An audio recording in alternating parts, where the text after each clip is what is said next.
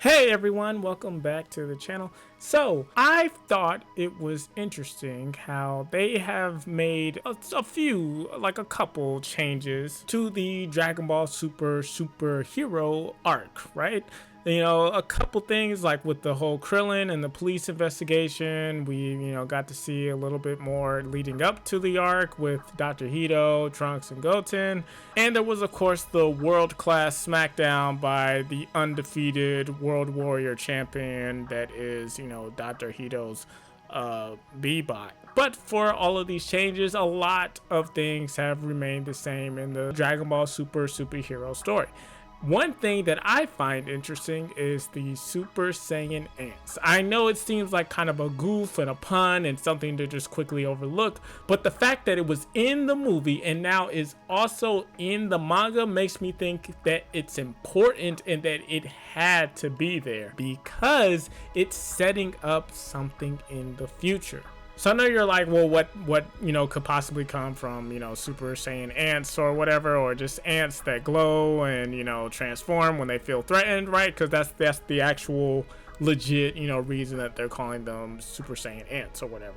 Well, nothing at first, it's something that can definitely, it's a slow build, which I think many Dragon Ball fans would say that Dragon Ball needs more of. We need more stories that just sort of, carry on and don't just randomly pop up.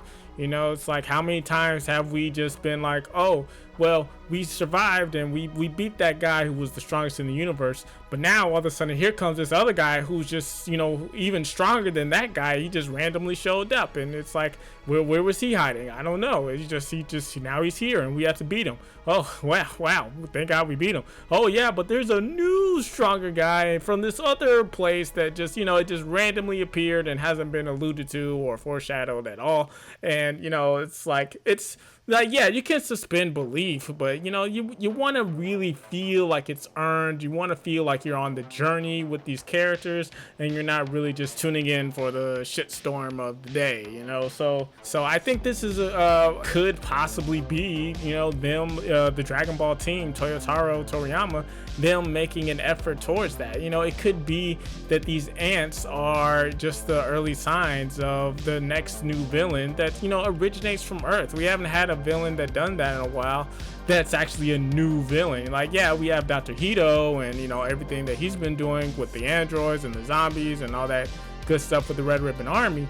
But the Red Ribbon Army is just basically a retread. It's a reboot of sorts. It's not exactly, new. It's not inspired, so to speak. So we could be looking at our first real new threat, which, as we get closer to this end of Z, I think we're really going to need that, entering this new phase of Dragon Ball. We're going to need more new threats, and that don't always originate from outer space or from another another dimension, another what is the word? Universe. Good Lord. Like, there's so yeah, it doesn't originate from some kind of, wonky space, mechanic thing, because that's how a person describes the universe. Oh my God, I'm stupid. Anyways, yeah. So yeah, I think it would be good. I think it would be refreshing, and it could bring us our first female villain. Like, I'm still holding out hopes that we get Vomi, the Android 21, to appear in the Superhero arc. Like, that would be cool. I think that would be a great payoff, and fans would love it, and it will make this arc just really, worth its time. But this ants, we could be getting our sort of version of what the Queen Ant, like the mega Queen Ant, and maybe she's not this super multiversal, there goes that word again. But maybe she's not this super powerful threat, but she is a threat that the secondary characters can kind of, flex on, and, again, it gives them time to sort of just mature and, build their relevancy, their case for being carried along in the Dragon Ball story, which would be awesome. And, I think if there's anything that Dragon Ball fan mangas have taught us in the past years is that there's a lot that can be done with all these extra characters. There's a lot of different cool villains that could be made up and, played with within the mechanics and the rules, quote unquote, of the Dragon Ball universe. And you know, these are those opportunities. These are those opportunities to really try those out and see what they got. And maybe it seems like a small threat for Pan or Krillin or Goten and Trunks or whoever, but it could also be just another building block to the overarching narrative of the Dragon Ball storyline, which involves the great climax between the heroes and Black Frieza. But what do you think? Do you think the Super Saiyan ants are just a goof? Do you think they're just a pun? Do you think they're just there to, you know, for a light, you know, goofy, dumbass joke? But, you know, what do you think they're for? Do you think they'll have more significance? Are you looking forward to new stories and, you know, the possibilities that come with the end of Z?